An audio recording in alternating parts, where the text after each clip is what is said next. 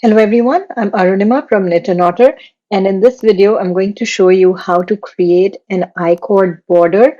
I have a separate video where I explain how to make an I-cord. This one is just for making a border for a shawl, for instance. So this is a mosaic crochet shawl that I made a while back, and I made a I-cord border for it. So this is how it looks. It I love how it worked up. It gives it this nice looking seamless curved border here. It is easy to make. It just takes a little bit of time and patience, but I think it's worth the effort. It is because this is Tunisian crochet, this curls a little, so it gives it that gives it a little bit of additional weight, so it helps with the curling, and blocking takes care of the rest of it. But I think this is a great technique to know for creating borders. So if you ever wanted to create one for your projects, you could. So this is a triangle shawl. So I'm going to show you how to make this border for a triangle shawl, but you could use the same technique for any other shape as well. So we'll do the edge here. We'll start from a corner, we'll do the edge, and we'll do the center corner as well. So you'll know what to do when you reach this center point of the triangle. And I will show you how to start, how to bind off, so all of that. Let's get started. I made small triangular swatch to show you how to do this on a triangle shawl. And I'm going to, um, and this is a swatch of Tunisian simple stitches, but it could be anything. It could be a mosaic pattern, it could be any other stitch. So I'm going to tell you how to go about making that border with whatever stitches you are using. Um, I have not I have not made a bind off row, and that's intentional, so I've stopped here. If you have if you want to use a different color, or if you have cut your yarn, or for whatever reason, it's okay. You could just attach your yarn at the edge stitch over here, the first edge stitch, by picking up those two vertical bars, and that's where you'd start from. So for as of now, in this video, I've not cut the yarn. I'm going to use the same yarn, so I'm going to show you how to make the I-cord border with this. So I'm going to use this is a Tunisian crochet hook. It could be a traditional crochet hook as well. It's completely up to you which one you'd like to use. So we're going to make a 4-stitch I-cord, so you need to be able to hold 4 loops on the hook at once. I'm also going to use another hook, which is this one. It's slightly smaller than the one I have here. This is to hold loops the loops of the I-cord while we're working on the I-cord, and you'll see why. So I have a separate tutorial where I explain how to make an I-cord, a standalone I-cord, and I'm not going to do that here, so you're welcome to go check that video out. But in this video, I'm going to show you how to make the I-cord and while attaching it with the fabric over here. So to begin, I'm going to make, since this is a 4-stitch I-cord, I'm going to make 3 chains. So I'll tell you why. That's 1, 2, 3. Because we'll make 3 stitches in this foundation chain here. This will be the foundation chain for the I-cord, and then the 4th stitch will be how you attach your I-cord to the fabric. So here I have 1 loop on the hook, and I'm going to make my foundation row stitches in the back loops. So there's 1 and 2. That gives me a total of 3. And the 4th one, so the first one I'm always just going to go in between the first stitch on the previous row and the next stitch. So that's in between here, and I'm going to pull that a loop, and that's the foundation for my I-cord border. Now let's move on to the next row. For the next row, I'm going to use this hook. I'm going to pick up 3 loops out of 4 and move them to this. So it's 1, 2, and 3. So I picked up those 3 loops and moved them to this hook, and I made this really tight, and I'll tell you why. Just make this tight. So now for the next row, I'm going to leave this loop on the hook, I'm going to yarn over and pull through. That's the first stitch of this next row. For the next stitch, I'm going to pick up one loop from this other hook and do a yarn over and pull through. And for the next, so in a normal I-cord, I just do that for every loop on this hook, but because I'm attaching it to this fabric here, I'm going to pick up both of these and then yarn over and pull through both. So that gives me 3 loops on the hook, and I can use the fourth one to attach to this fabric. So the fourth one will be based off of the pattern. So according to my pattern for this swatch, I started with a full stitch. There's a full stitch increase in the pattern. So that's what I'm going to do. I'm going to again go in the same space because that's where a full stitch increase would happen. I'm going to go into the same space as where I joined earlier, and I'm going to yarn over, pull through. So that gives me the 4 loops that I was looking for. Now to make the third row, I'm going to move 3 loops to this other hook.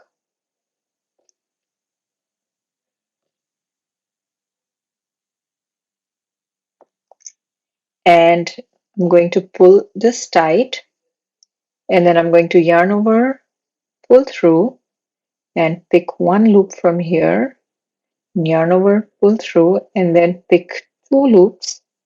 It's a little hard because I've pulled it tight, but that is intentional.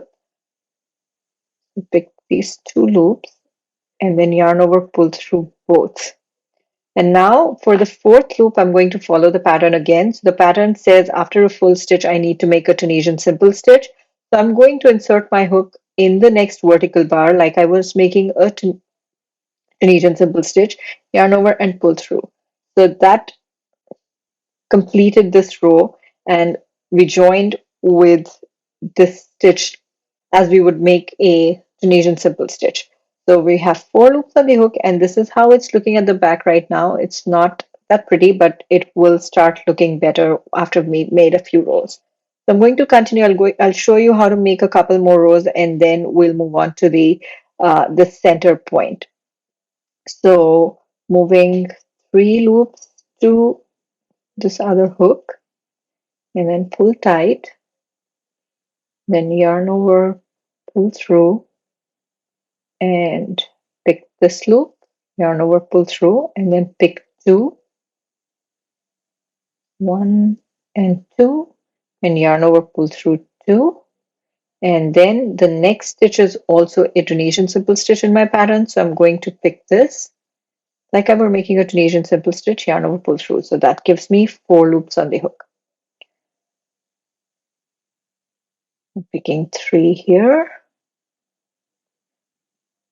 and yarn over, pull through, and pick 1 back, yarn over, pull through, and then pick 2, 1 and 2, and yarn over, pull through 2. So this is a pattern where I'm going to make Tunisian simple stitches all the way until I reach this middle point. So if your pattern calls for a different stitch, you can do that instead. So if the pattern called for a Tunisian reverse stitch, so you could just insert your hook here instead of like you were making a Tunisian reverse stitch, and that would be your 4th loop. But mine says simple stitch, so I'm just going to do a simple stitch, but you could experiment with this. I haven't tried a lot of other stitches with this border, but it would be worth experimenting. I think it's a really good border to create for your shawls. And if you don't want to do other stitches, it might be possible to just make a final row of Tunisian simple stitches and make the border with that. So that's also fine. It's just something that you could try and see how it looks. And if it doesn't look good enough, then you could try something else. So just the technique would not change. It's just this join that would change, and you could do it based on what the pattern calls for. So I'm going to make this simple stitch, and let me show you how it's looking in the back. So you see here, it's now starting to look a little tight. It was loose in the beginning, but it is a little tight now. That is That happens because we pull this strand tight when we move the stitches to this hook. That sort of closes this and makes a sort of a tube, and that's what gives it a neat look as you're building it. So I'm going to go all the way and make my stitches until I reach this point. Here is the center. So I'm going to reach here, this stitch here, and I'm going to meet you at that point. Okay, I'm getting close to the center here, but I decided to show you one more thing before I got there, and that's how to save your uh, I-cord in case you lose a stitch. And I have had that happen earlier where I I missed a stitch and I had to unravel, and I just didn't know where to stop, so I had to unravel all the way. Until I figured out how this thing works exactly. And I now I think I know how to unravel without what I call is using a lifeline. I think they use it in knitting. This seems similar to that. So I have started to use a lifeline so that even if I miss a stitch or I make a mistake, I can frog or unravel until a certain point without having to go all the way. And I use a stitch marker for that, but you could use a spare strand of yarn or anything else that you like. But what I like to do is, so now I have, after completing this row, I have 4 loops on my hook. I'm just going to go in the back and I'm going to pick them all and put a stitch marker here. And that's going to save this row. If I make a mistake anywhere further, I can always come back to this instead of having to unravel all the way. I'll show you how this works. Now, I have these 4 loops on the hook. I'm just going to do what I was doing earlier. I'm going to move 3 loops to the other hook and then pull this tight and yarn over, pull through, and then pick the next loop and yarn over, pull through, and then pick the last 2 loops just like earlier. This becomes a little hard with this because my with the stitch marker because my hook keeps slipping, but it's just I do it after every few rows, so it's not too much work. It's worth keeping the marker here, and I'll show you why. So here I picked 2 loops and I yarn over and pull through 2, and I'm going to insert my hook as if I were making a simple stitch and yarn over, pull through. So that's 4 loops on the hook. I'm going to make one more row and then show you what happens if I make a mistake.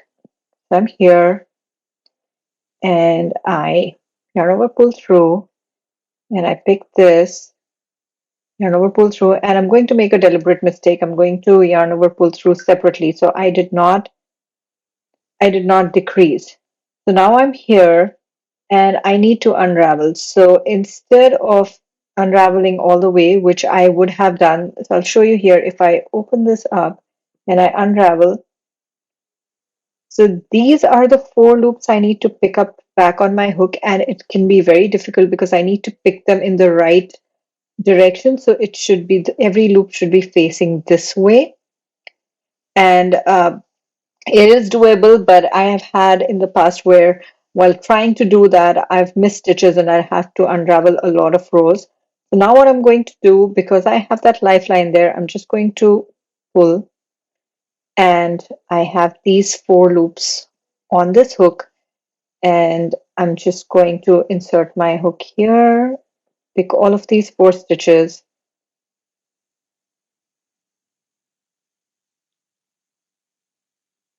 and I can start working from here again.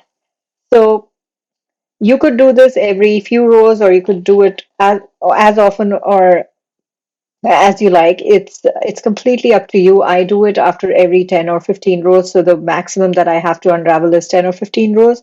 But I just wanted to show you how useful this is. I've struggled in the past where I've had to unravel a large portion of my I-cord because I couldn't figure out how to pick my stitches back up. So this, I think, is a great way. You could use a strand of yarn or anything that would save these four loops for you. So I'm going to continue making this, and I'm going to see you after I reach this point right here. So this will be my last simple stitch, and I'm going to finish that, and I'm going to show you. I've completed this from the beginning all the way until here.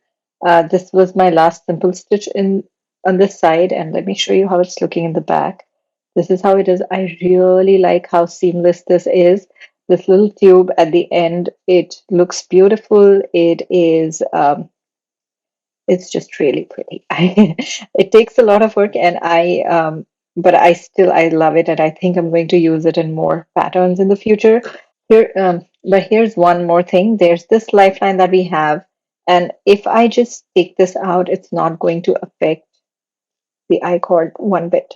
So here's how it's looking, and I'm going to go ahead and attach that here because while making my I-cord for this video, I had to unravel a couple of times already, and this lifeline was very helpful. So here it goes. Now, I'm here at the center. So usually for a triangle shawl, you will have a couple of increases around this part. And in my pattern, I have a knit stitch and a Tunisian simple stitch in the same stitch. So that's what I'm going to do for my next rows. So let's just go ahead and I'll start making the next row. So I'm going to pick up 3 loops here. And just what I was doing earlier, yarn over, pull through, pick up the next one,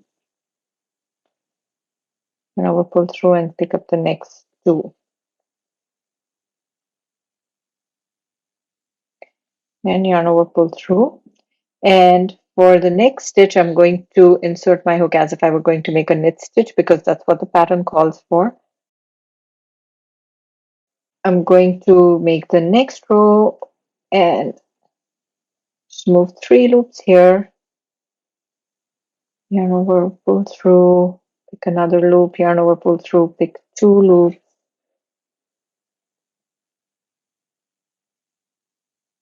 Yarn over, pull through 2, and the next stitch is a simple stitch in the same stitch. So this was a knit stitch first in that stitch and then a simple stitch in the same stitch.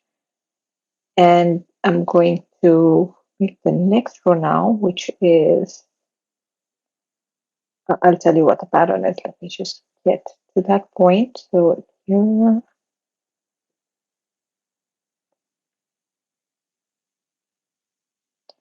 I have 3 loops on the hook, and my next stitch is a twisted Tunisian simple stitch.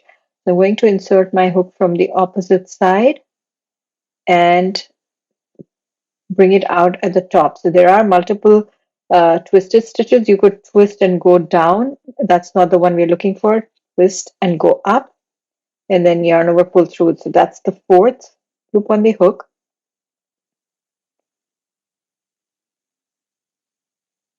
And in the next row,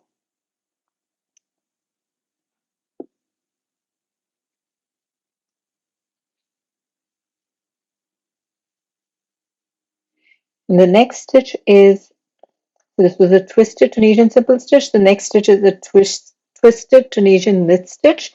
So what it means is, like, normally we'd make a knit stitch by inserting the hook between the 2 vertical bars from this side, but we're going to now make it twist these. So move this one on this side and insert it here. So this twisted knit stitch helps us because it's already twisted the stitch. So I just have to go in this direction and insert the hook as if making a twisted knit stitch, yarn over, pull through.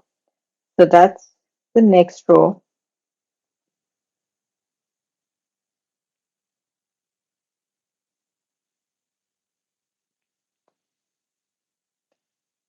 And for the next row,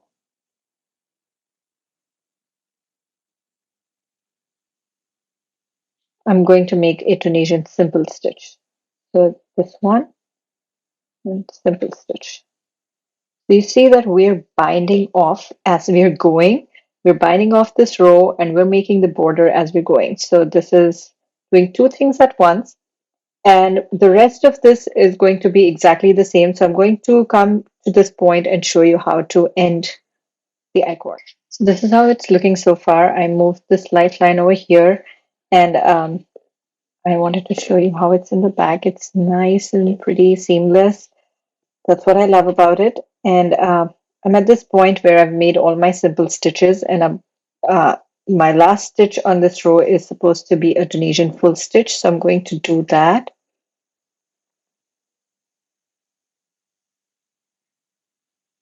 Another row.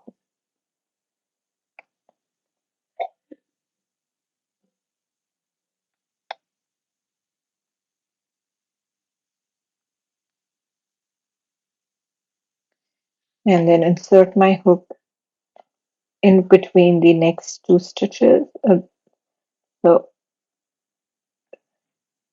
it's a little hard to find, but this is how the row is. This is how the row is originally. This is where I made my Tunisian simple stitch, and this is the space in between the simple stitch and the last stitch. So this is where I'm going to insert my hook and make my Tunisian full stitch.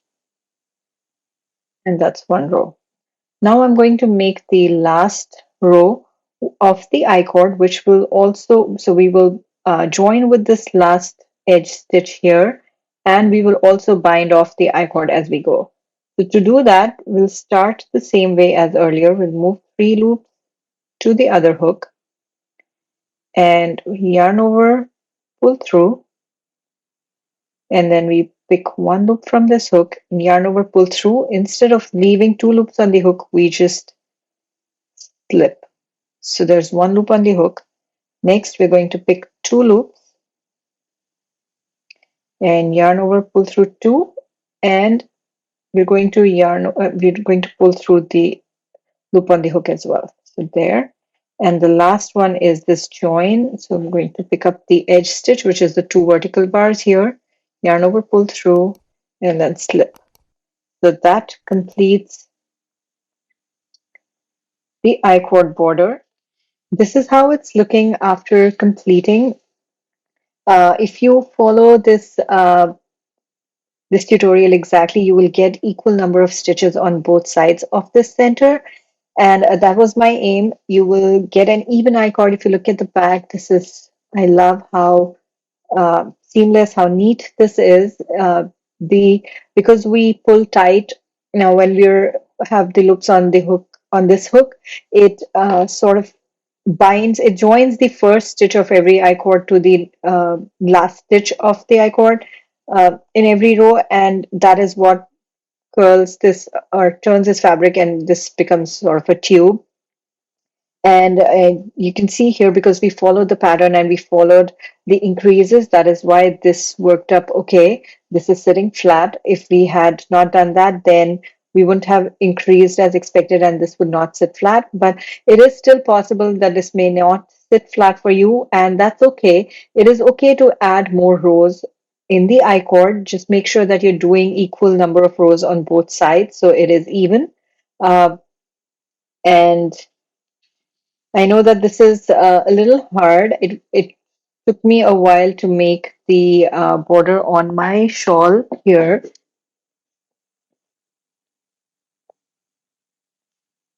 Because this is fingering weight yarn, and it was a lot of rows, a lot of stitches. So, but it is extremely satisfying. I love how this turned out. Uh, I think I'm going to use this again, even if I have large projects. So, uh, just wanted to tell you how satisfying it is to see this border on my shawl. You can use the same technique to create a border for any shape. You just have to make sure that you're following the pattern of the last row so that you have the increases as needed, and just follow the pattern, and possibly decreases as well. So if it's a straight edge, or if it's a square with 4 corners, every corner or every edge would just follow the pattern that the last row of the pattern has. So you create the I-cord and you just follow the last row's pattern.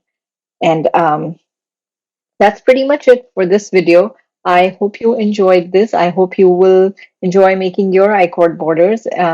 If you have any questions, please feel free to reach out to me. And I have a bunch of Tunisian crochet patterns and tutorials on my blog and YouTube channel. Feel free to check them out. And I hope I will see you in my other videos. Bye bye.